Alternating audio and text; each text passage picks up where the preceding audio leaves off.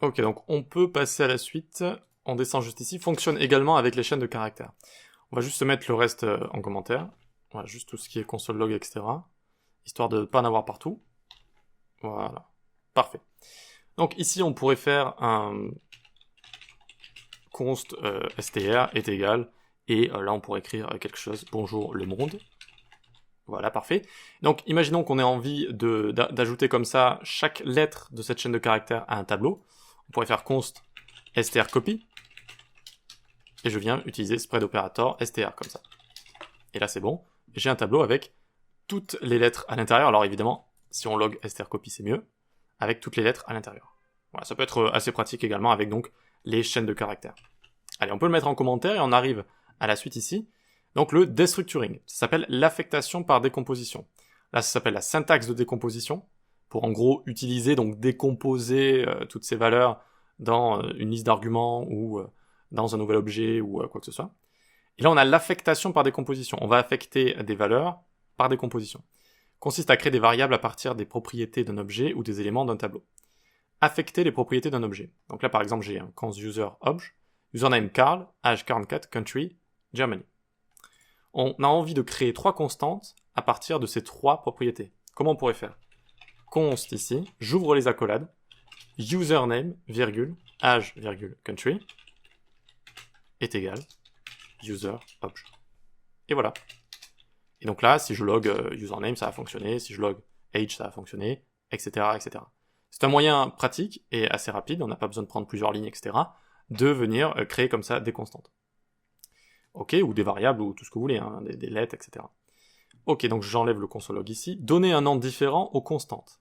Donc par exemple ici, je peux prendre mes différentes constantes, mais au lieu de recréer à chaque fois une constante par propriété, avec le même nom de la propriété, j'ai envie que ça s'appelle différemment. Par exemple, au lieu de username, je veux main name. Mais je veux quand même créer une constante avec la valeur de ça. Au lieu de age, je vais appeler exact age, comme ça. Au lieu de country, je vais appeler .origin. Ok, donc j'ai fait la même chose, hein, mais au lieu de créer des constantes qui s'appellent directement comme les propriétés, eh bien j'ai changé le nom des propriétés. Mais les valeurs restent les mêmes. Si je log age, alors exact age du coup, eh bien j'aurai toujours cette valeur 44. Voilà. Bon, ça, on peut en avoir besoin parfois, ça reste quand même assez rare, mais évidemment je vous le montre quand même, mais on peut en avoir besoin. Ensuite, donner des valeurs par défaut au cas où les props n'existent pas. Donc par exemple, on peut avoir const ici country, sport est égal football, et beverage est égal beer, comme ça, est égal beer. Et tout ça vient d'un objet qui contient une seule propriété, country, Germany. Ok, parfait. Alors ici, ils nous mettent une petite erreur, cannot redeclare. Ah oui, on l'a déjà déclaré ici. Ok. Donc qu'est-ce qui se passe ici? Qu'est-ce qui se passe, bon sang de bonsoir? Eh bien ici, on a un seul objet, country, Germany, comme ça. Et on a créé une constante à partir de cette propriété et cette valeur. Donc ça déjà, ça fonctionne. C'est simple à comprendre. Et ensuite, cet objet ne contenait pas de sport, ni de beverage, comme ça. D'accord? Et on voulait toujours créer ces constantes. Eh bien, on a pu les créer en ligne comme ça, à la suite, en écrivant tout simplement ce genre de choses. Si elles n'existent pas dans l'objet, eh bien, je crée la propriété sport. Ils aiment quoi, les Allemands? Ils aiment le foot, j'imagine. Et la bière, comme ça. D'accord? Voilà. Donc ça peut aussi exister. C'est un peu bizarre, hein. C'est une syntaxe assez, on va dire, complexe. Mais voilà, ça peut exister. Vous pouvez vous dire parfois, tiens, je peux utiliser ce genre de choses. Ensuite, combiner un nom différent et des valeurs par défaut. Alors là, ça va être le plus illisible, entre guillemets. Mais on y va. Donc on peut faire const username .main name, ok, est égal Hans, ou Hans. Et tout ça vient d'un objet qui a une hauteur 180. Ok. Alors, encore une fois, main name, on l'a juste déjà déclaré, donc je peux le mettre en commentaire.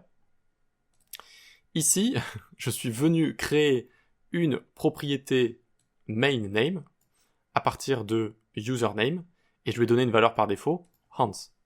Donc, voyons voir, main name, juste ici. On a bien Hans.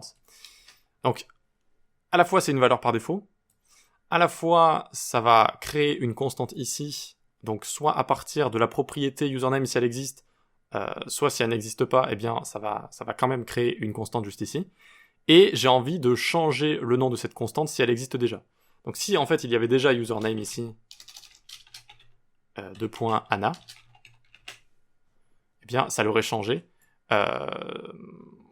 Alors username ici, on aurait eu mainName est égal ans, donc on aurait eu mainName ici au lieu de username, d'accord? On a créé const mainName, et ça c'est la valeur par défaut s'il n'y en a pas déjà, et donc ça a bien utilisé Anna comme ça, voilà. Encore une fois, bon, on n'utilise pas ça tout le temps, et clairement à débugger ou à maintenir, ça peut être un petit peu complexe, mais on peut faire ce genre de choses, voilà. C'est vrai qu'à expliquer aussi, c'était un peu laborieux, j'avoue que c'était un peu laborieux. Ensuite, affecter les props d'un objet attendu en paramètre. Alors ça c'est sympa, On a un objet juste ici, numbers, et on a une fonction foo comme ça. Ok? Et ici, eh bien, on va pouvoir faire du destructuring de paramètres. Donc directement ici, je vais écrire num1, num2. Donc en gros, je vais attendre deux paramètres, num1 et num2, et ces paramètres attendent un objet. Ils vont être créés à partir de l'objet que je vais passer plutôt. Donc j'attends un paramètre num1 et num2, et les arguments qui vont être passés via l'objet que je passe à ma fonction. Et donc je vais pouvoir retourner num1 plus num2. Je viens ici, et je viens faire un log foo, et je passe l'objet number, et j'ai bien 150. Vous voyez que j'ai bien 50 plus 100, 150. Donc ici j'ai fait du destructuring de paramètres, j'ai créé des paramètres à partir de l'objet que je lui passe, et en même temps, à partir de l'objet que je lui passe, les arguments vont être trouvés à partir de ses propriétés. Donc num1 va prendre 50, et num2 va prendre 100. Et donc hop, je peux l'utiliser comme ça. Voilà. C'est assez utilisé avec les frameworks JS, vous allez voir. C'est une syntaxe qui est assez utilisée, un peu bizarre aussi, hein, c'est vrai, mais qui est assez utilisée. Comme ça, vous l'aurez au moins vu une fois, et vous ne vous direz pas, oula, qu'est-ce qui se passe? Ensuite, on a des fruits juste ici. On va pouvoir également créer des valeurs par défaut, si jamais la valeur n'existe pas. Ignorer des valeurs. Donc, on fait ici const strawberry égale red. Donc, si strawberry n'existe pas, ça va prendre la valeur rouge. Sinon, ça prendra la valeur strawberry ici. On peut faire la même chose avec grapes, par exemple, est égal violet. Ensuite, on ignore banana, on crée pas de constante banana, on met 2 virgules comme ça. Et ensuite, on crée une constante apple qui prend la valeur apple. Et on dit est égal fruit, comme ça. Si je log strawberry, ici, ça va me donner la valeur strawberry. Pourquoi? Parce qu'elle existe juste là. Alors que là, si j'avais écrit AAA, comme ça m'aurait donné la valeur A. Ça aurait toujours créé une constante strawberry, mais vu que la valeur strawberry n'existe pas, je mets cette valeur-là par défaut. Donc pareil pour grapes, notez que j'ai ignoré banana ici, donc j'ai pas créé de constante banana, et sinon apple, eh bien ça prend juste la valeur apple. Voilà. Donc là aussi, bon, je vois pas beaucoup de développeurs l'utiliser, on va dire autant. Parfois ça arrive, mais faut faire attention à la maintenabilité du code quand même, il faut que ce soit quand même facile à comprendre et à lire. Et ensuite, enfin, affecter le reste d'un tableau. Donc on a par exemple ici const students de 3 petits points mark comme ça. Donc on va pouvoir loguer si vous voulez student, c'est Adrien juste là. Et on va également pouvoir loguer marks. Marks c'est les notes, sont les notes. Et en fait on va pouvoir affecter tous les autres éléments d'un tableau dans un nouveau tableau et en créer une constante ici. Donc const marks c'est égal un tableau qui contient toutes les valeurs qui restent comme ça. Ça aussi ça peut exister. Ça peut être assez pratique et assez simple à comprendre. Voilà pour cette leçon, c'est un peu complexe, je sais, ça peut rapidement être complexe. En général, on l'utilise pas de manière aussi complexe. Hein. On utilise quand même du destructuring beaucoup plus simple, mais on peut aller assez loin dans le destructuring, dans les valeurs par défaut, dans les valeurs qu'on ignore, etc. Donc, il fallait quand même que je vous montre tout ce qu'on pouvait faire avec.